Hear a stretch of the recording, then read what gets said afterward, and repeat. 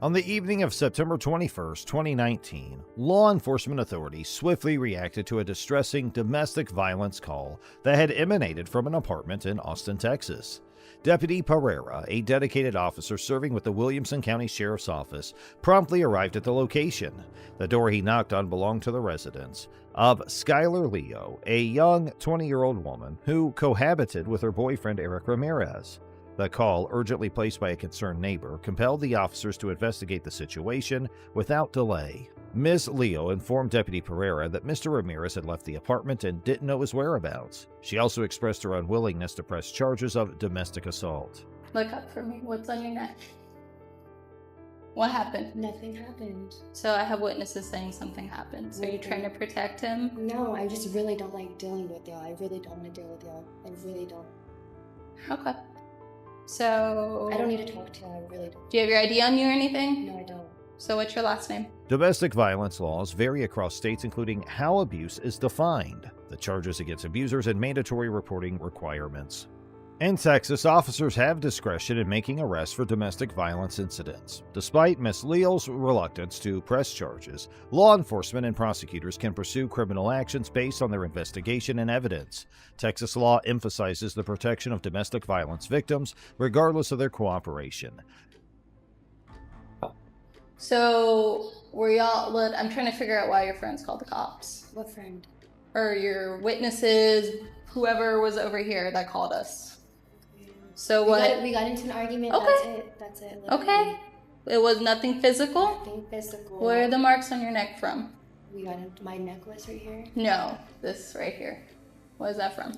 Does it really matter? Yes. It doesn't. To make sure you're okay. I'm fine, ma'am. So. I'm fine. Like, literally, I'm fine. Okay. I'm gonna be honest with you, I get a rash talking to y'all. I do not want to talk to you, and especially Williamson County. Y'all have a really bad reputation. I've bad encounters with y'all. I do not want to. I'm not gonna hurt you. I know you aren't. Okay, so we need your cooperation. I know, and I'm. Do you want to press charges? I do not. Okay. I do not. Thus, the police had a duty to safeguard Miss Leo's well-being during their response. Deputy Lorenzo Hernandez, previously featured on a reality show, encountered a situation where he tried to enter Miss Leo's apartment. Although Ms. Leo protested, the Fourth Amendment allows officers to enter a citizen's home without a warrant under certain circumstances, such as protecting individuals from immediate harm, like in cases of domestic violence. Courts have often given officers broad discretion in responding to domestic violence calls. Based on these precedents, it's likely that a court would find Deputy Hernandez's entry into Ms. Leo's apartment justifiable to ensure her safety, despite her objection. However, we must also address the legality of use of force in this situation. Deputy Hernandez contends that Ms. Leo's non-compliance justified the altercation and the use of force by the deputies. However, a court would likely disagree, as it must assess the reasonableness of the force used. In the 1989 Supreme Court case of Graham v. Connor, courts considered the severity of the crime, the threat posed to officers or others, and whether the suspect is actively resisting arrest. The 2018 case of Darden v. City of Fort Worth further emphasized that excessive force occurs when an arrestee is not actively resisting. Ms. Leo, a victim not resisting arrest, faced unwarranted aggression. A court would undoubtedly find Deputy Hernandez's actions excessive.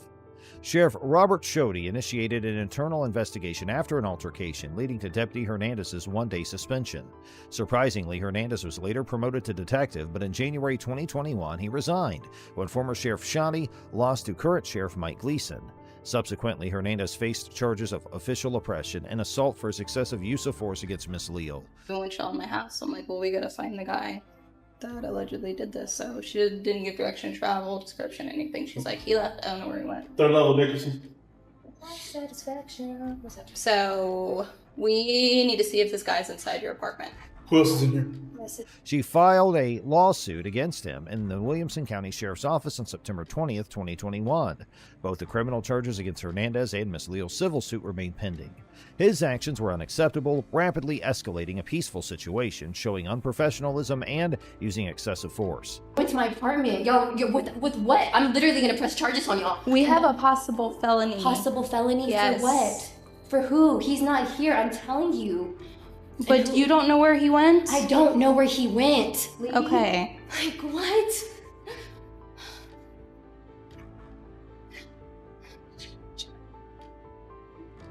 Yeah, so you can have the couch. You can understand where you're in handcuffs right now? So what happened? We were trying to talk, right? That's all we were trying to do? Okay, so I'm gonna take Is there these a light in handcuffs here? off you. How do you turn the light Are on? we gonna be cool if we take these handcuffs off? The light's not on. It's not on. All right, ma'am. So I wasn't here with information she relayed to you. When we come to stuff like this, we're going to check for safety reasons, okay? We're going to make sure he's not here and you're not hiding him. We understand you don't want to cooperate. We can't force you to do that. We get that. We understand that. But you don't do what you just did. Not when we show up for something like this. We don't get your cooperation. That is what happens. Yes. Okay? The deputy's authority to enter Miss Leal's apartment for the domestic disturbance is still debated. Here's our next story of a cop getting fired. On June 26, 2020, a 73-year-old woman named Karen Gardner, who suffered from dementia and sensory aphasia, which impaired her ability to communicate and understand, attempted to leave a Walmart in Loveland, California, carrying unpaid items worth $13.88.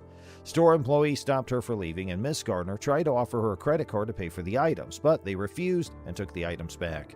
Eventually, she left the store.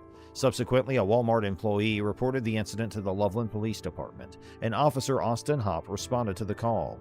He located Miss Gardner as she was walking home on the side of the road and pulled up behind her with his lights on. When she didn't stop, he parked his vehicle and approached her. After failing to effectively communicate with Miss Gardner, Officer Hopp grabs her and throws her to the ground in an attempt to restrain her. Ma'am, police, stop. You want to stop with lights on, siren? Stop. You just left Walmart. Do you need to be arrested right now? No. Okay.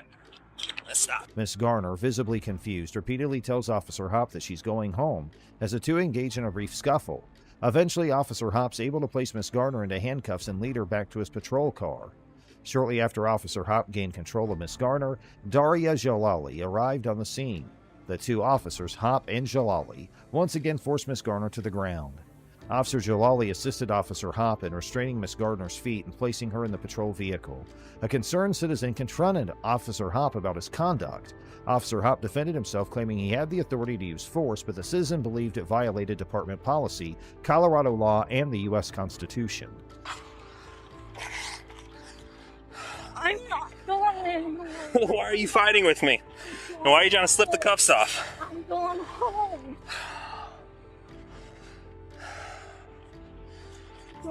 Stop. I'm going home. No, you're not.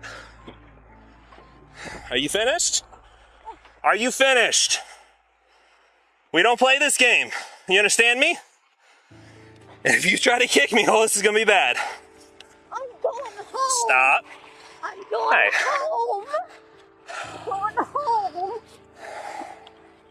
The Colorado Revised Statutes under Section 18.1.707 require officers to use nonviolent means when possible before resorting to physical force.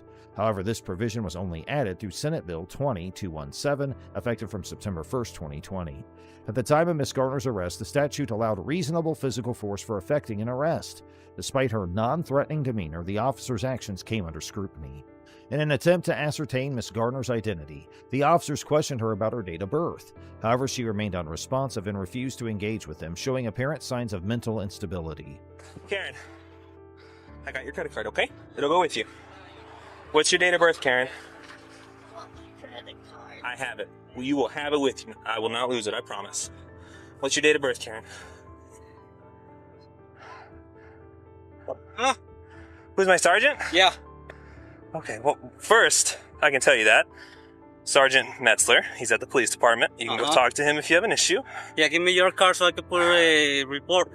Okay. I see you there, how you throw the little kid. Little kid? Well, I don't know He's not if a little he's kid. And this he is what happened. He was just walking, and I see you how She you just grab him. stole from Walmart and refused to stop, refused to listen to lawful orders, and to fight me.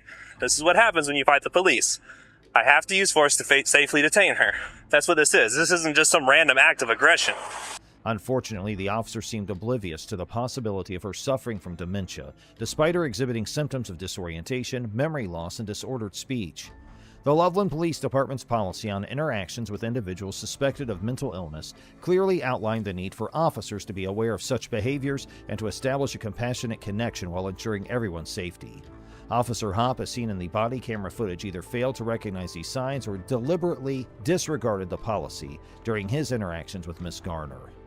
After being brought to the police station, Miss Garner was led inside by officers and left handcuffed to a bench where she remained unattended for several hours without any medical assistance.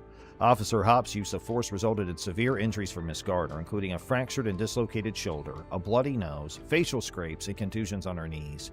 The incident also led to her being diagnosed with post-traumatic stress disorder, causing ongoing physical pain in her shoulder, arm, and wrist.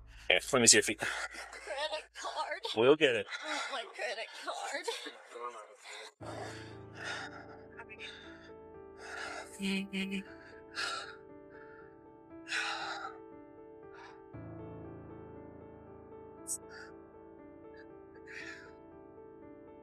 Karen, I got your credit card, okay? It'll go with you. What's your date of birth, Karen? Oh, my credit card. I have it. You will have it with you. I will not lose it, I promise. What's your date of birth, Karen? Security footage at the station revealed officers Hopp and Jalali revealing body camera footage with community service officer Tyler Blackett, who was seen celebrating the harm caused to Miss Garner. In his narrative report on the use of force, Officer Hopp recounted that upon contacting the suspect, she attempted to flee, leading to her being placed on the ground to ensure safe detainment. The suspect resisted arrest persistently, necessitating the application of multiple controlling holds. Consequently, the suspect sustained minor lacerations to her wrists from the handcuffs. You okay? Hey. Let's get her down to the station. Okay, we don't need to wait for the fellow. No, we can see what I mean, Okay. we know what's it say? She stole some stuff, and they caught her before she left and got it back, and then she ran out. So we have And then you contacted her for that, and then she resisted and obstructed and obstructed. resisted. So we're good either way. we're good either way. Cool. She's going. All right. Let's get a pass. If they decide not to prosecute, I don't care. Cool. Okay, we'll head down there. And a small laceration to her chin. Despite clear contradictions between Officer Hopp's account and the body camera footage, as well as Miss Garner's actual physical condition, higher-ranking officers, including Sergeant Metzler, approved the use of force as necessary, reasonable, and within policy. However, the situation took a significant turn when Miss Garner filed a federal lawsuit against the city of Loveland, Officers Hopp and Jalali, and Sergeant Metzler. The case gained national attention when Miss Garner's attorney, Sarah Shilka, publicly released the body camera footage on April 14, 2021. In response to public outrage, Officer Hopp was placed on administrative leave, while Officer Jalali and Sergeant Metzler were reassigned to administrative duties pending an internal investigation. Subsequently, all three officers, along with Officer Blackett, chose to resign from their positions. Now, here's our next story of a cop violating the rules. On January 12, 2023, Officer Jack Lowry of the Bloomington Police Department initiated a traffic stop on Ricky Pouncil, a local resident, as he was driving through the city of Bloomington, Minnesota, on his way back from the gym. The ensuing interaction between them was recorded on Officer Lowry's body camera. Officer Lowry informed Mr. Council that he had been pulled over for driving on the center lane and subsequently documented in his police report that the stop was due to a lane violation and driving at 53 miles an hour in a 60-mile-per-hour zone as per Section 169.15 of the Minnesota statutes. The statute states that driving at a slow speed impedes normal traffic and it's prohibited unless necessary for safety or compliance with the law. However, considering the vehicle's weight and the highway grade, Officer Lowry's belief of Mr. Council's violation may not be reasonable, as he was driving slightly below the speed limit. Additionally, Officer Lowry claimed Mr. Council was drifting between lanes, which under Section 169.8 requires driving within a single lane unless it can be done safely. Was valid license, everything? Okay. Anytime, man. All right, License status valid. rental car, pretty distinct reaction to my presence, and then going like 55 in middle lane, and wasn't really cooperative with me at all. Didn't want to tell me where he was going. There's some luggage in the back seat too. There's what? A couple bags in the trunk. Okay. He didn't seem super cooperative, so I'm just gonna pull him out and try to talk him out here. Ricky, right? The U.S. Supreme Court has upheld that pretextual stops, motivated by investigating potential criminal activity, are constitutionally valid, regardless of the officer's true motivations. Thus, if the court accepts Officer Lowry's statement about the lane violation, the traffic stop is likely to be deemed constitutionally valid. According to the police report, Officer Lowry conducted a search of the vehicle, finding only vitamin C capsules. Subsequently, Mr. Pouncil was released after being detained for approximately 35 minutes. The incident came to light when Mr. Pouncil's nephew reached out to relay the details. Despite Mr. Pouncil and his family's efforts to report the incident to the city of Bloomington, the Bloomington Police Department and the city attorney, no wrongdoing was found on Officer Lowry's part and no corrective actions were taken. The encounter left Mr. Pouncil feeling marginalized and alienated from local authorities. While Officer Lowry avoided physical confrontation, he inappropriately extended the traffic stop without reasonable suspicion and used manipulative tactics to obtain consent for the search. Mr. Pouncil receives a B+ for maintaining composure and filing complaints, but his ability to challenge Officer Lowry's actions was diminished by consenting to the search. Police officers are charged with protecting the people, maintaining the law, and providing honorable and honest service to their communities. However, the repercussions can be severe and widespread when officers violate that trust and take part in corrupt practices. In this video, we'll look at several notorious instances of police misconduct and analyze how they affected society. So, let's get going. You've probably heard of police officers accepting bribes, but have you ever heard of the team's most popular officer being dishonest and carrying out his evil schemes in such a covert manner that not even his department is aware of it? So, how did he end up in custody? If you haven't heard of something similar, allow us to inform you that Sergeant Wayne Jenkins was a victim of it. A smart, crooked policeman. Sergeant Wayne Jenkins' eyes darted from screen to screen, sifting over the CTV footage in the dimly lit city headquarters of the Baltimore Police Department. 2015's that day saw streets filled with boiling rage. On the west side of the city, police officers were being attacked with bricks. Some were hurt. Jenkins hurried after them. In the midst of shouting, sirens, and buzzing helicopters, he seized a state prison department van and helped pull injured cops inside. When it was near Druid Hill Park, he intervened in the conflict and instructed the detective to take them to the hospital. A drug-dealing bail bondsman was awoken from his slumber several hours later in a peaceful waterfront district 15 miles east of the city center. His supplier required the disposal of 2 garbage bags full of prescription medications stolen from people who had also robbed pharmacy. Fresh after his heroic deeds in West Baltimore, Jenkins showed up. He opened the trunk and carried the pills inside the garage. After the bondsman handled selling them, the police sergeant and the latter would split the proceeds. Wayne Jenkins was living 2 lives at a time. He was already well known for running aggressive street squads at the age of 34. Later, he was in charge of the prestigious Gun Trace Task Force, one of the Baltimore Police Department's most effective tools for combating violent crime. He also served as the commanding officer of a team of police officers who engaged in robberies and narcotics trafficking. Jenkins and 6 members of his gun task force were charged with federal racketeering in March 2017, which shocked Baltimore. Many robberies, extortion, and overtime fraud were all allegedly committed by a group of seasoned police officers. Following the shooting death of Freddie Gray, long-standing mistrust of the police among many Baltimore residents grew. But the breadth and depth of these accusations were astounding. The Gun Trace Task Force was well known within the police force for its accomplishments in seizing alleged drug dealers, their caches, and their illicit weaponry. Jenkins was developing a reputation as a policeman in the division whose aggressive approach got results. His reputation as a cowboy who broke big cases through a frenetic pace of citizen stops and occasionally supplied evidence pointing up a chain of drug dealers was generally positive among current and former police officers. Jenkins, who had been praised as a rising talent by department leadership and rank-and-file officers early in his career, was a leader with a remarkable flair for delivering the goods. For his assistance in the 2009 recovery of 41 kilograms of cocaine worth $1 million hidden in a man's truck at the time, it was touted as the largest cocaine seizure in the division's record. This was only one of Jenkins' numerous huge seizures. Did you know that Jenkins was awarded a Bronze Star for this huge achievement? Although it may seem strange, the Baltimore Police Department did not experience any instances of a police officer receiving both praise and criticism. In the world, Wayne Jenkins and his colleagues in plainclothes lived in success and wrongdoing were not mutually exclusive. In fact, they occasionally seemed to go hand in hand. A year-long investigation by the Baltimore Sun turned up warning signs that Wayne Jenkins wasn't a reliable policeman. His supervisors and others either failed to see the warning indications or choose to ignore them. Between 2006 and 2009, Jenkins was the subject of at least 4 lawsuits that claimed misconduct. 3 of them resulted in the plaintiff's victories, either as a result of jury verdicts or the city's decision to settle the case. The suits, however, had no internal repercussions for the police agency. Despite the lawsuits and subsequent video evidence from the squad's body cameras, Jenkins' supervisors did not review the arrests he was making.